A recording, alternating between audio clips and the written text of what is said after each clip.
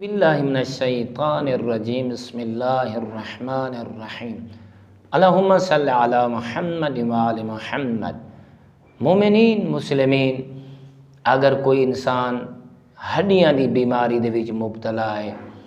وجود دے وچ ضعف کو محسوس کریں دے، تا اللہ رب العزت نے مختلف پھلاں کو پیدا فرمائے، انہاں دی افادیت دا مطالعہ کرو، سمجھو۔ اس واسطے امام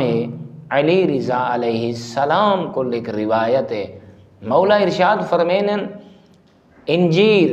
یہ جڑی ہے مختلف بیماریاں دا علاج ہے۔ انجیر تو بعد کہیں دوا دی ضرورت نہیں رہندی، مثلا کہیں دے منہ دے وچوں بدبو آندی ہے تو وہ اس منہ دی بدبو کو ختم کرنا چاہتا ہے تو وہ انجیر کو استعمال کرے، ای کو زیادہ کھاوے۔ دوسرا کیونکہ یہ انجیر جیڑی ہے یہ ہڈیاں کو مضبوط کریں دیے، اور جسم دے مختلف اعضاء جڑے کمزور ہو چکے ہونے، درد پین کریں یہ انہاں درداں کو نجات دیں دیے۔ ود مولا دیکھ کے فرمائنے جنت دے تمام جڑے دنیا دے میوے اگر جنت دے میوات دے مشابہ کوئی دنیا تے زیادہ مشابہ میوہ ہے تو وہ انجیر ہے، اس واسطے انجیر دا زیادہ استعمال کرو۔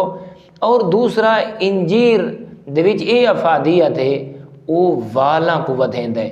یہ عورتاں کو چاہیے انہاں زیادہ استعمال کریں تاکہ انہاں نال وال گھنے ہونن، زیادہ لمبے ہونن، جی میں آج کل دے نوجوانوں کو بڑا شوق ہے تاکہ انہاں دے وال وڈے ہون اور بہترین کنگھا کر سکیں، کیونکہ کنگھا کرنا ہی ثواب ہے، یہ شوق اچھا شوق ہے، اور